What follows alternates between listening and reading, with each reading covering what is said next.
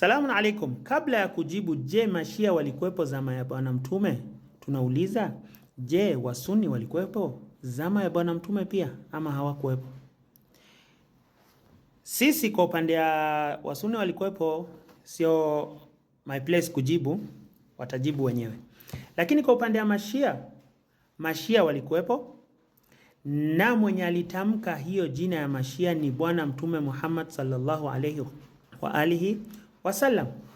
Anasema vipi? Aya ilishuka ambayo inasema ulaika hum khairul bariya, ulaika hum khairul bariya. Hiyo aya khairul bariya iko katika suratul Bayyina aya ya 7. Masahaba wakasema hao ulaika, hao ambaye ni watu wema ama viumbe wema ama watu wazuri, ni nani hao? Tunaona kwamba katika tafsiri sio yetu ya kishia ya ndugu zetu, katika zetu ziko tayari, katika ndugu zetu pia imetajwa. Inasema kwamba katika tafsiri ya Durrul Manthur ambaye mwandishi wake ni Jalaluddin Suyuti, mwende katika kutafsiri suratul Bayyina muone anasema nini.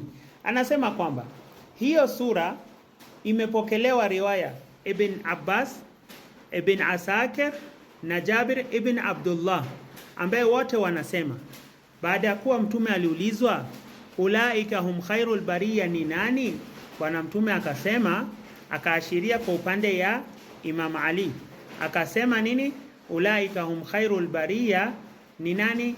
Ni anta wa shi'atuka, anta wa shi'atuka. Aliashiria Imam Ali na akasema anta wa shi'atuka, wewe na mashia wako. Yani mashia wako yani nini?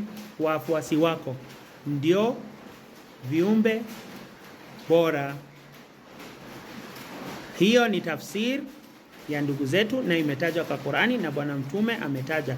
Kwa hivyo mashia walikuwepo katika zama ya bwana mtume, na mwenye alianzisha jina hiyo ya mashia pia katika hizo zama ilikuwa ni bwana mtume.